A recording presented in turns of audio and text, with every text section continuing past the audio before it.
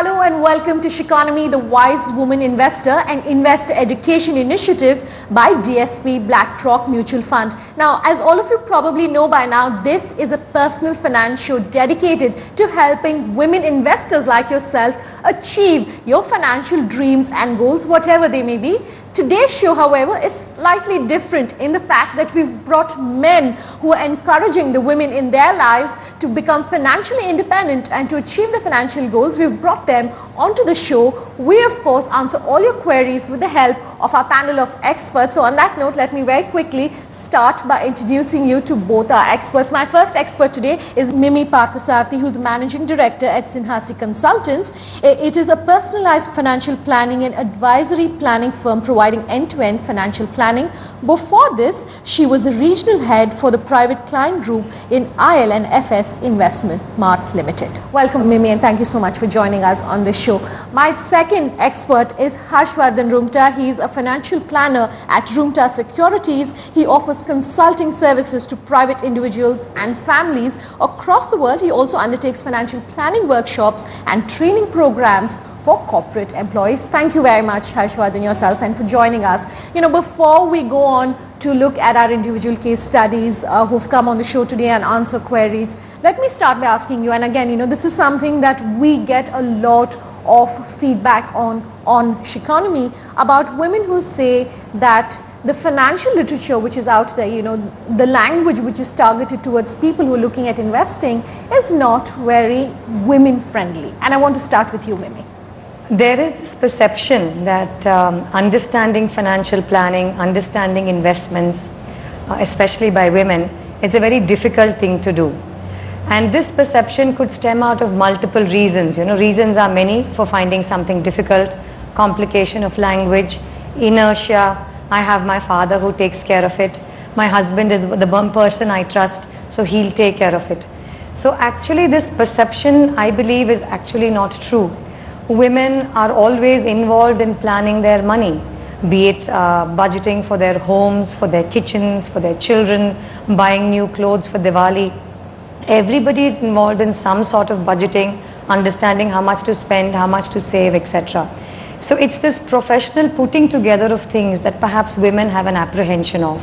And I believe men can play a very important role in breaking that barrier, in telling them that it is not so difficult, and assisting them in learning what it is that these investments are all about, what are savings about. And in this particular manner, this ice can be broken in terms of finding it difficult to understand. Okay.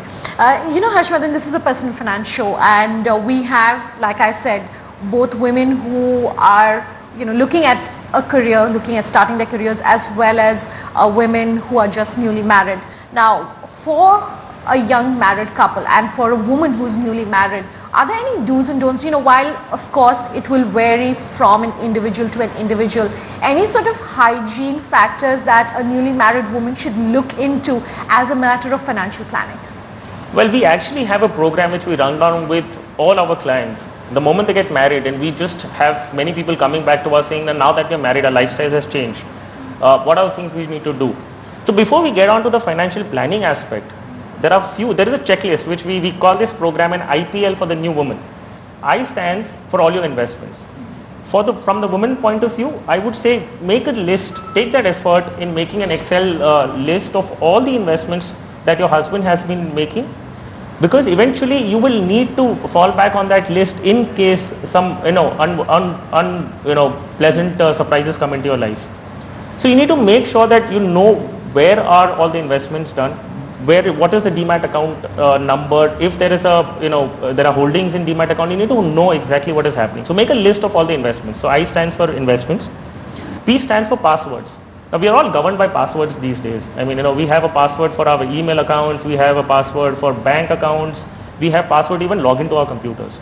So you need to get a hold of your passwords of your husband's accounts, of your email accounts, of all your bank accounts, because if in case that information, you need to access that information in times of complete distress. You exactly don't know what to do. So you need to make a list of those passwords and keep it handy with yourself. L stands for liabilities. Now if there is an housing loan that you have jointly taken with your husband, or your husband has an outstanding housing loan, a car loan, or there could be several other utilities. I mean, there are your bill payments to be made, electricity, telephone. You need to get a hold of those liabilities. You need to know if there are e-statements coming in. They're obviously coming into your husband's email accounts. Now, if you need to start getting a hold of these and start maintaining those bills and start making payments for them, you need to start having access to it.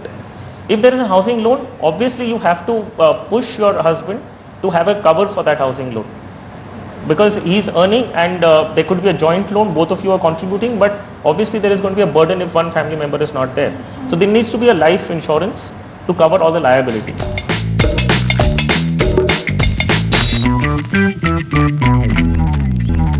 Welcome back. You're watching Sheconomy, the Wise Woman Investor. Let's take a look at our first case study, which is coming in from Aziz and Farida Officewala.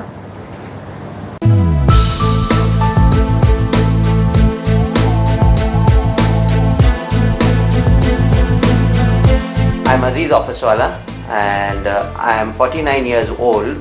I am into pest control profession, and I am the proprietor of my firm. I'm Farida Officewala. I'm 22 years old. I'm a student and interning in a media house. My financial situation is, by grace of God, very good and very satisfied.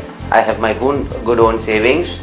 I have made some investments in equities, some investments in properties. As I had been in this business since long time, I had planned, okay, I should have an additional income because I am the only member working with this family.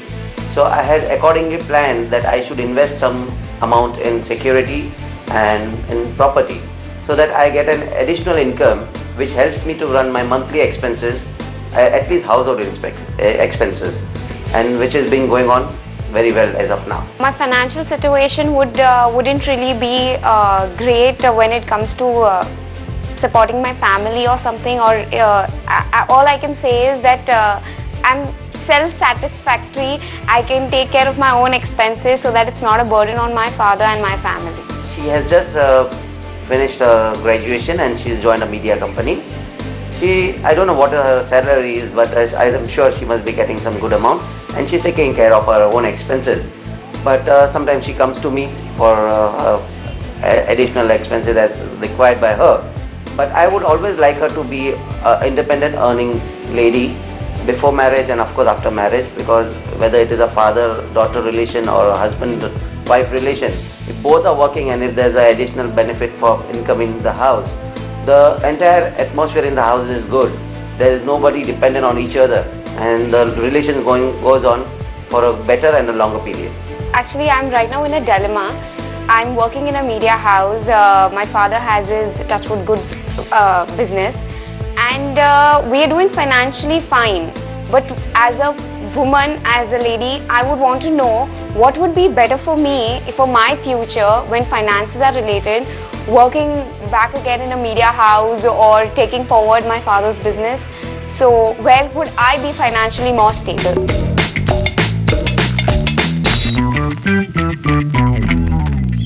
So, Farida, you are more interested in understanding what should be the future financial planning goal for yourself, right? Someone who hasn't started working yet, and you want to be financially independent going forward. Would you have any questions, regarding your daughter's financial future that you would want to ask our experts? The other day she asked me this question, okay, how much should I invest from my salary?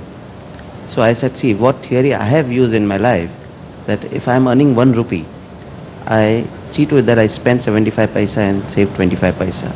I was a bit confused when she asked me what should be where should be my investments of this 25 paisa. So I would request you to help her in this and guide her, okay, by which are the best way at this early age to invest in.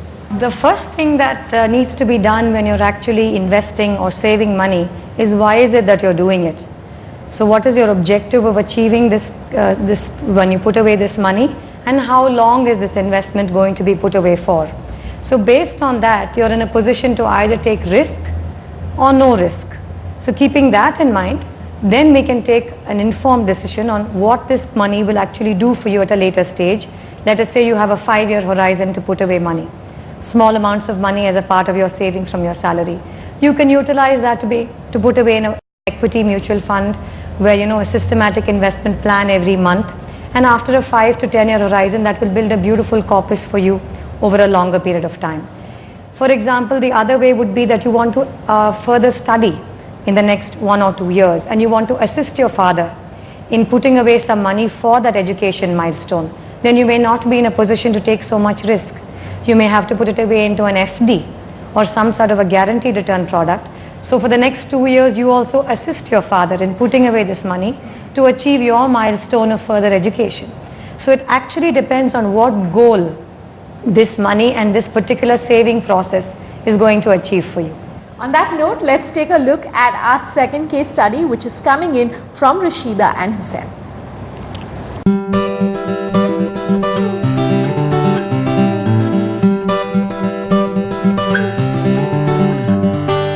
My name is Hussain Ahmedabadwala and I'm 24 years old. My name is Mrs. Rashida Ahmedabadwala. I am 22 years old and it's just been 2 months since we got married. I just finished my graduation in mass media and I plan to do my masters this year. And currently I am not really doing anything, but I have a little interest in fashion designing, so I have made a few dresses for close family and friends. And I basically am owning the shipping company called SF Marine Offshore Industrial Supply Company. Basically, our ship chandlers we are supplying to various ports, shipyards and offshore companies. Currently, there's not. It's pretty stable, and I haven't really seen such big, huge expenses. So it's going really good in the last 2 months, and we haven't really had any such things where we have splurged money or we have just basic needs like electricity and telephone bills and mobile bills or something like that. So yeah, the current situation is good. I can say as of now she is dependent on me, but no such norms in the future. She can definitely start her own things and just for the sake of it and her, in her free time or something like that, she can pursue something and she can start up with her own thing. So of course she'll be financially dependent, independent in the future. I really don't think I'm financially literate. If I ever start earning, and I think I definitely consult my husband about how to save and how to invest and everything. She can always be of great help, as I said earlier, in decision making and in just advising her with her own experience and help. But being the head of the family, my father and me can always take the decisions ahead. I'd like to ask the expert that since we are newlyweds, how do we, keeping the marriage in mind, how do I help him? And since I have a career ahead, I want to pursue my MBA and probably start a new business also. So how can I help him? And for the next 3 years, how do we plan our finances?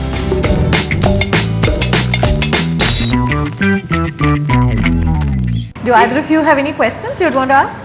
I would like to know that anything specific in the next 3 years she should be doing in terms of her pursuing a profession or a career and her financial planning as such. So what you would advise on that in the next 3 years from now?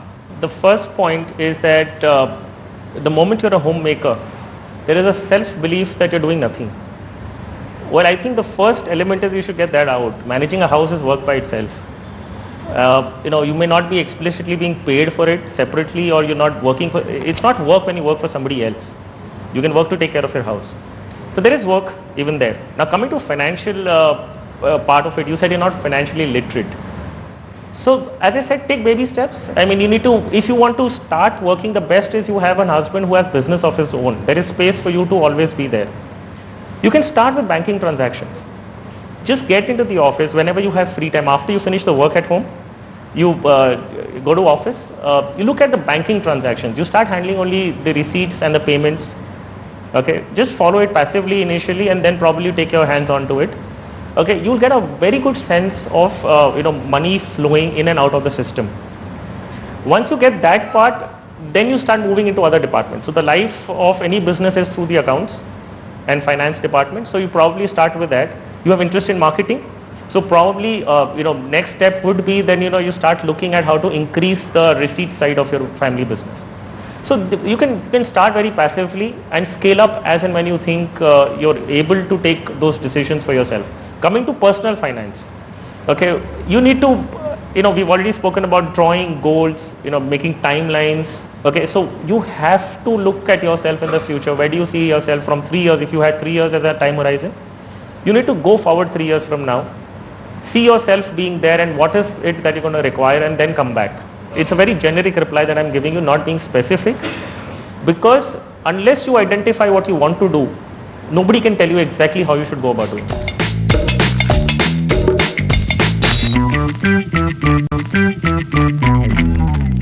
Welcome back. You're watching Sheconomy, the wise woman investor. Now, on this note, let me open the floor up for questions coming in from the audience. Do we have anybody, if you want to ask questions related to financial independence for the women in your lives? As far as financial investment is concerned, it's always related to goals. So at what age one should start investing actually, or saving the money? What is the age? If I may use the example in the lifetime of the biggest investor, the most famous investor, Warren Buffett. He started investing at his age of 11 or 13 in 1941, and he thinks he was late. So, so there is no really age. The moment you realize that you need to start investing, the moment you earn something for yourself, I think that's the time you can start saving and then further investing. In the earlier part of my career, I did not do any planning or never invested, and now I am in mid-40s and my kids are like grown up, and now where should I start from actually? And even my wife also started now learning financial planning, but we are late. So what should be our approach? What is most important now is that you must seek the advice of a good financial planner, because you have started late. As they say, the best way to start financial planning is to start young. Now you've started it at a slightly later age. So please seek professional help, because you may have another 15, 18 years before you retire. You also have children at the age, teenage children. Actually, they are the most expensive, since their educational expenses will come by, as well as their spending habits are there. So keeping that in mind, depending on the income that you are earning and how much you can actually save, a financial planner will be able to guide you how much risk you're able to take, what you require for emergency, what are your life insurance needs, because that's a very critical element to address. What are your health insurance needs? All that needs to be addressed, because health insurance, life insurance, then planning for your investments, your retirement, then your children's education will come, marriage will also come of your children. You may want to buy your house, your first house, your second house. All that needs to be addressed. So it is better to consult a professional financial planner, put it all together in a proper plan, and then take an informed decision on what to do about it, because it is very, very critical for you, especially since you're starting it at an older age. Maybe, before we wrap, maybe some quick final comments that I can get from both of you, and I'd like to start with you. When, men like the ones in the audience are talking about financial independence and planning for the women in their lives, what would you recommend? Quick comments.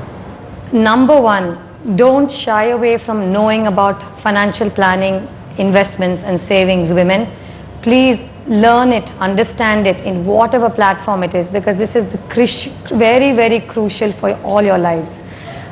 Yes, you may have your men in your life to guide you. Nevertheless, it's extremely important for you to understand and learn and know about it. You have all the knowledge available today, whether online or through newspapers. Ask questions. The best way to learn is to ask questions. Ask your husbands, ask your father, ask your friends. Learn more about it. Get empowered about it. This is the best way. Don't wait for a calamity. Don't wait for a challenging time. Do it now. Fantastic. What about you? Well, it's, there's a small prayer we had in school. I don't recollect exactly what the entire wordings were. The idea was, God, please give me the strength to, do the right things and not the wrong things, right? And the knowledge to differentiate between the two. So the first part is that you educate yourself. You need not be an expert, as I've said. You need not be an expert in financial matters. You can be an expert in your own relevant field. Just gain that much knowledge that helps you differentiate between the right and wrong. Seek advice where necessary. Do not feel shy. If you can handle your house, you can handle money. It's even easier to handle money if you can handle your house and your husband. Thank you both very much for that. That's all the time we have on this episode of Sheconomy, the Wise Woman Investor and Investor Education Initiative by DSP BlackRock Mutual Fund. Do join us, however, next week when we'll be in conversation with recent women graduates who are about to start their careers. Thanks so much for watching.